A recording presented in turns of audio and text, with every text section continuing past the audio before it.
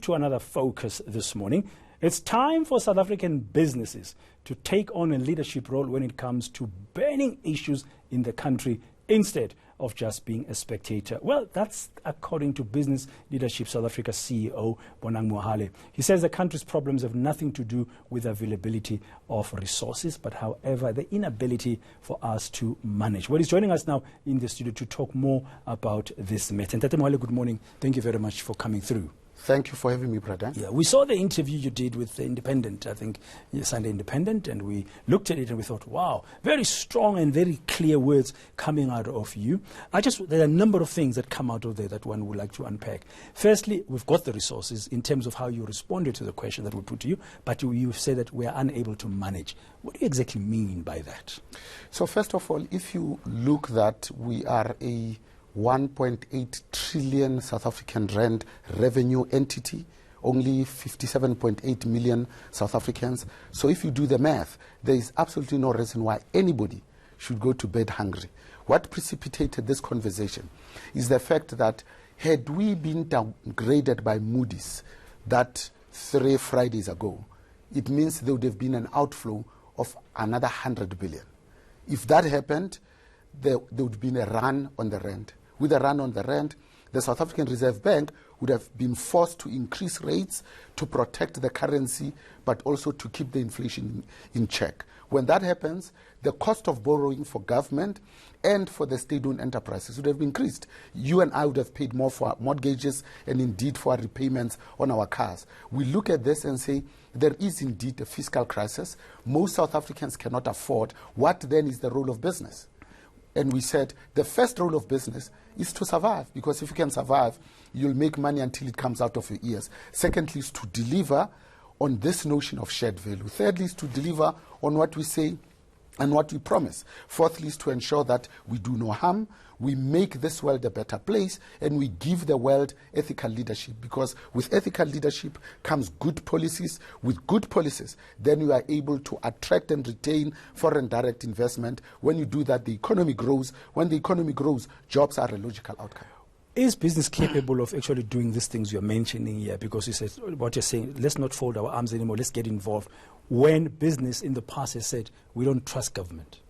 I think the trust was very low as a direct result of what government did. Now, as business, Business Leadership South Africa represents 86 CEOs. 53 of them are responsible for more than half the national GDP of this country. So we say, gone are the days when we looked at government and say, you must give us a conducive environment in which we should thrive. We look at labor and say, gone are the days when you used to strike for too long, labor is inflexible. So we are saying we need to find 6 big burning platform issues on which business must lead, because business has disproportionate resources. It employs 13.5 million people, government only 2.3 million people. BLSA, your organization represents about 86 top CEOs, as you said, and they're more than half of the GDP of the economy. But is business united? I mean, I'm asking this on the back of, you are BLSA, we've got BUSA, Business Unit South Africa, we've got Black Business Council, BBC, and sometimes we get the sense, just from the outside, that there's no unity of purpose. In fact, we can confirm that in the last 2 years, big business has been speaking with one voice.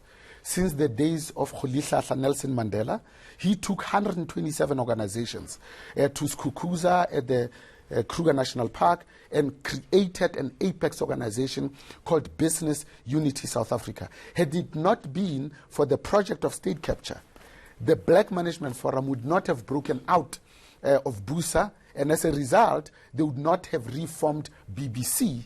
It was wrong of us to have folded the Black Business Council, because BLSA, NBI, the Mining Council at that time, which is now the Minerals Council, Old Chamber of Mines, did not fold. But I think realizing that all of us have been used, now there's a close, personal, intimate relationship even between the Black Business Council and the apex organization, Business Unity South Africa. There's only one big apex organization, it's called BUSA. Okay, now back to what you've said. We've got the resources.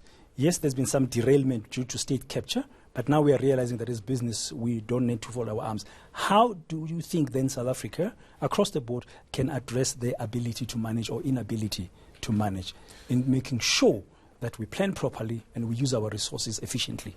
So, if you want to be simplistic, SAB, not even Anheuser-Busch, has twice as many shebeens as there are schools. 25,000 schools, 63,000 shebeens. They deliver twice a week to these shebeens successfully. Government can't even deliver books once a year to Limpopo. Imagine if they put their books in a beer truck. They'll be there twice a week. So we are saying this notion of project management is delivering mega projects on time, on budget, and in full. This ANC-led government has never delivered a mega project on time. Midupi Kusile should have been finished in 2014.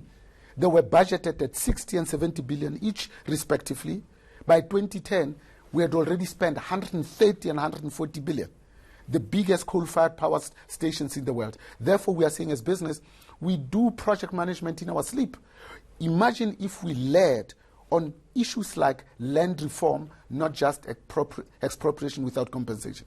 Imagine if we led on transformation.